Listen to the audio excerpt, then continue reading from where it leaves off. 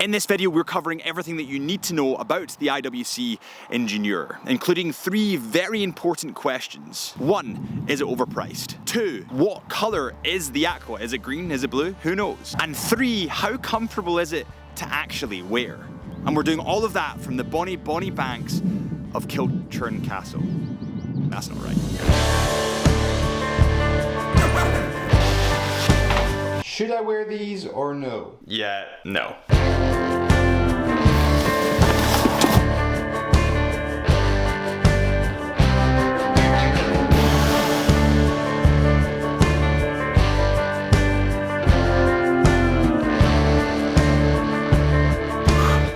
Alrighty, welcome back to the Chisholm Hunter channel. My name is Harrison as always, and let's begin with the specs of the IWC Ingenieur.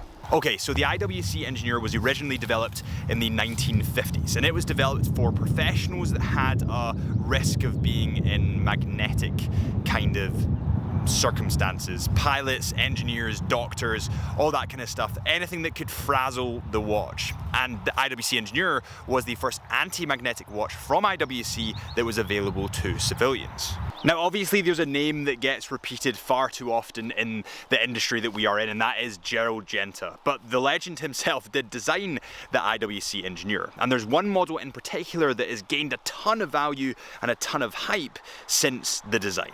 And that model is the Ingenieur SL Ref 1832. And this was developed in 1976. The IWC Ingenieur was then re-released in 2023 at Watches and Wonders. And in the stainless steel version, you have 3 different colors. You have white, or it's kind of like a silvery white. You then have black, and you have the one that I have on at the moment, which is Aqua. Further to that, you have a titanium version, but because I don't have that on today, we'll stick to the stainless steels. Okay guys, we found a really nice little spot. Beside a river overlooking the beautiful mountains of Scotland, so I think we'll chill out here for a second. So this watch comes in at 40mm in diameter and 10.7mm in thickness. It's super thin, and I have to say, out of the AP Royal Oak, the Tissot PRX, the Christopher Ward 12, everything that's kind of 70s inspired designed, this probably wears best on the wrist, and that's a big statement. And it's true. It's water resistant to 10 bar, comes in full stainless steel, and this stainless steel has a beautiful combination of polished and brushed metal. Now the polished metal in my eyes makes it more of a dressy watch. I would be a little bit scared to take this on sporty activities like hikes. I haven't really walked very far today at all because of that, so I am a little bit nervous of it. Okay, so my bum was getting a little bit uncomfortable. So this watch actually has sapphire crystal glass, and it's convex sapphire crystal glass. And it actually has anti-reflective coating on both sides, but something that IWC do brilliantly, do so well, and I don't know how they do it, and I don't know any other brands that do it, is the blue tinge that kind of reflects in their sapphire crystal glass when it's in the light.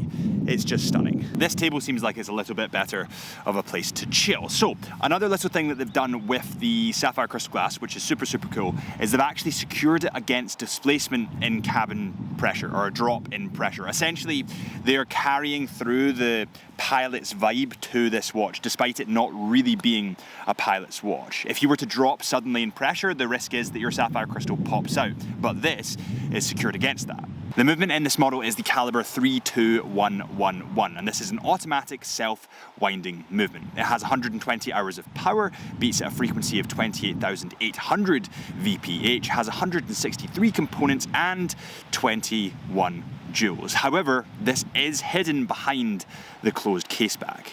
Oh my god, you see being out in natural light? Like, look at this. This is what... That's wild. I need to just keep... And now it's gone. Now the sun's gone. Of course it is.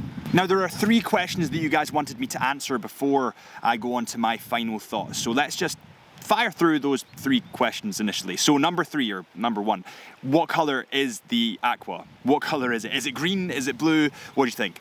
I honestly don't know. I've shot this in the sunlight. So this is the dial in direct sunlight, okay? This is it in the shade.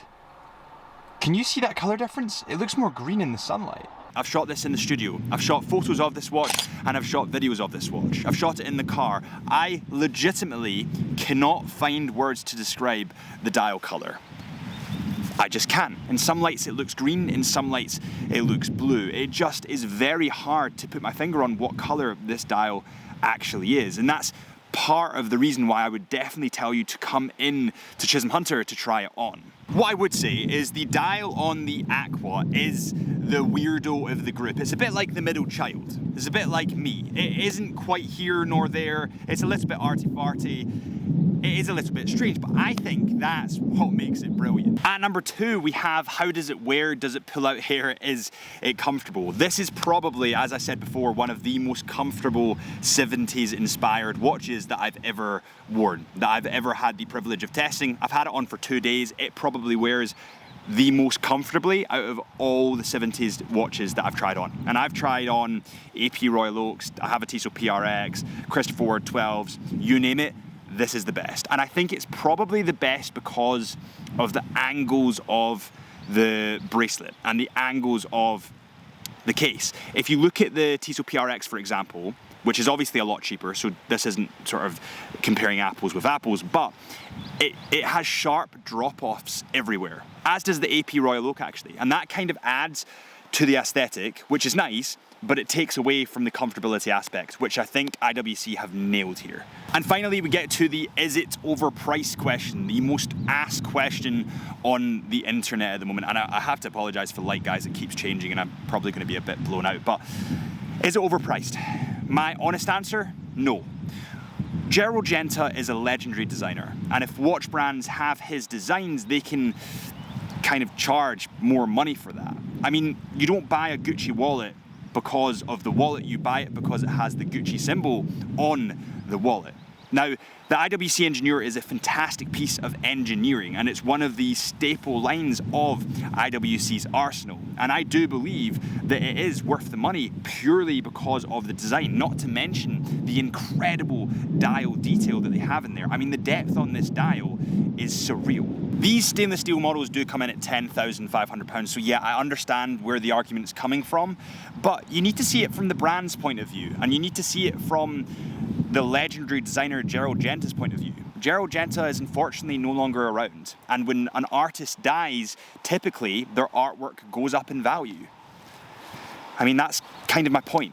So yeah, I'm a huge fan of this watch. I do not think it's overpriced, but there is one niggle, one singular niggle that I've picked up over two days of wearing this watch, this kind of sample piece, and it's in the butterfly clasp. Now, the butterfly clasp of a lot of other models, they can be put down either order. But with this one, you need to put it down in a specific order because it has a little safety kind of flap hanging off.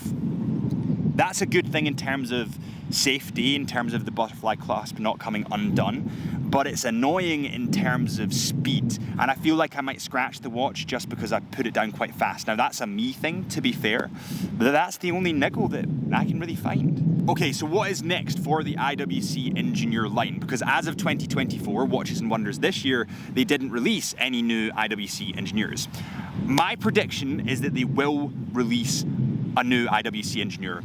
That could be a new color variation, or it could be a new metal, potentially go into the gold or the platinum. That would be amazing. Can you imagine a platinum IWC Engineer with a baby blue or horizon blue, that's what IWC are calling it, dial?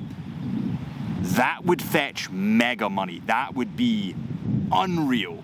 But that is my prediction. I think that they will bring out something this year, later on in the year. I don't know that, but that is my prediction. I think that it was such a success, this family, that they will need to keep it going. It's just too good.